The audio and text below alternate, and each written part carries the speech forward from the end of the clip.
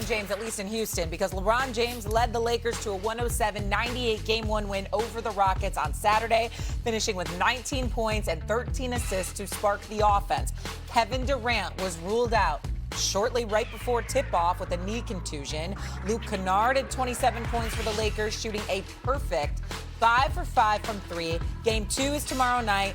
Durant listed as questionable. So the Lakers have won the first game of a playoff series for the first time since 2023 Western Conference semifinal when they won Game 1. The Lakers have gone on to win the series 32 straight times when that does happen. So how much stock are we going to put into Los Angeles and their win over a Rockets team that did not have Kevin Durant, Wendy? How much stock you put into it? Yeah, so first off, the Durant injury is the most relevant thing that's gone on in the first weekend of the NBA playoffs. It popped up on their injury report on Friday. Who knows when it actually happened? It happened in practice in the lead up to it. They obviously didn't have to reveal that. They reveal it right because at their last possible second, they have to reveal it. He goes out there and goes through this. Kevin Durant is a guy who's played hurt before, okay? This is a guy that came back from a calf injury and tore his Achilles. This is not a guy who shrinks away from playing in playoff games. If he said he was too injured to play, that is a very worrisome thing. Durant not being there changes the dynamic of the whole series because, frankly, the Rockets offensively, without Durant, they just become a completely different looking team. And that opens the door to the Lakers. And so this development is the biggest thing we got going on.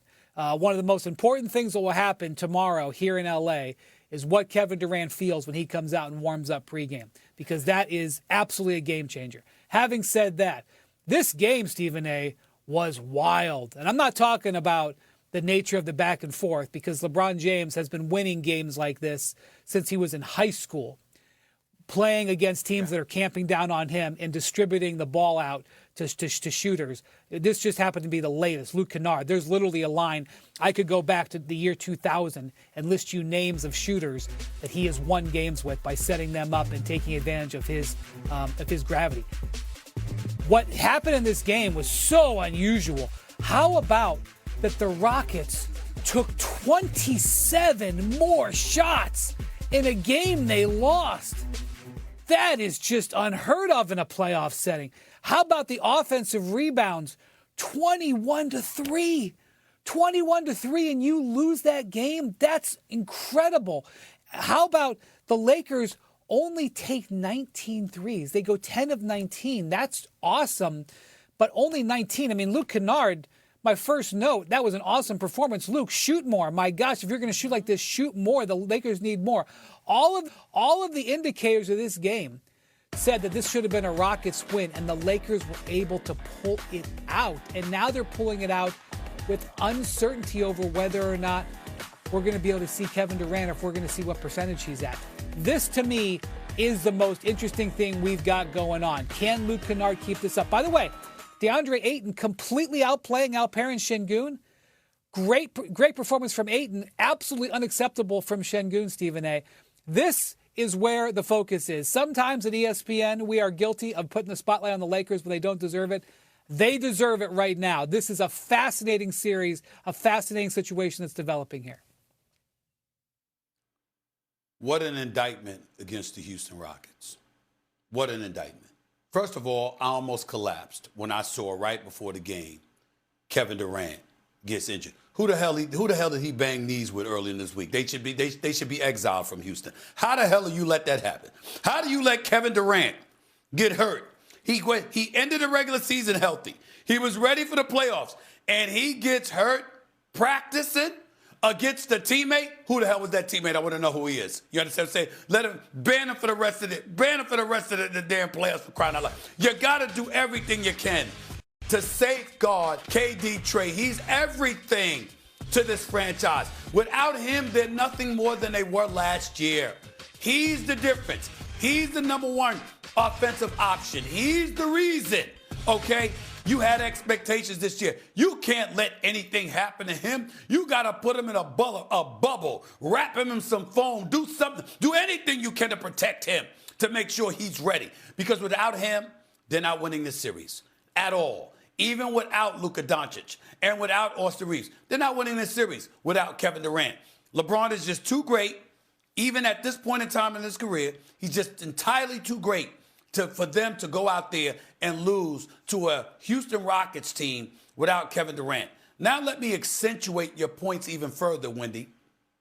Lakers won the game despite getting outscored 24-7 in points off turnovers, despite getting out-rebounded, 44-35, including 21-3 on the offensive It's crazier glass. and crazier. You had four individual players in Jabari Smith Jr., Shagun, Amen Thompson, and reserve Deshaun Tate. They all had more offensive rebounds than everybody on the Lakers combined. Okay? You're talking about the Lakers got 3 offensive rebounds. All 3 came from DeAndre Ayton. And I'm just looking at that and I'm saying, you lose this game? You lose this game despite the inordinate amount, 27 more shots than the Los Angeles Lakers, despite your dominance on the offensive glass, despite your dominance in rebounding, despite your dominance off turnovers, you still managed to lose that game. You know why you lost that game? Because you can't freaking shoot. You can't score. How many open shots did the Houston Rockets have that they missed? They can't score the ball. That was something that KD was supposed to resolve. And unfortunately, that's not the case. If KD does not come back, the Houston Rockets have absolutely no chance of winning this series. And you got to go through Shagun. That's what you did last year, okay? That's what you did before Kevin Durant ever came to town.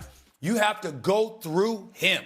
All right, win, lose, or draw. If Kevin Durant's out of the game, you got to go through Shagun, period. You don't do that, it's not going to cut it.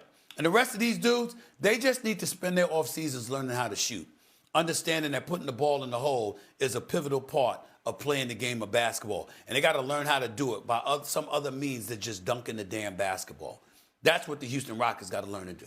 Yeah, can Luke Kennard and DeAndre Ayton keep up this kind of effort for the Lakers? That's what remains to be seen. Obviously, the Houston Rockets. Leave Luke Kennard open. He can. He can shoot. You leave him open, but he where can was do this that. kind of shooting all season? Like, this was unbelievable. And obviously, he was like dribbling. He was doing off the dribble. He was having one of the best games of his career. Crazy. LeBron goes to a different level in the postseason, so the Rockets better hope that Kevin Durant can come back. Again, he is listed as questionable for Game 2.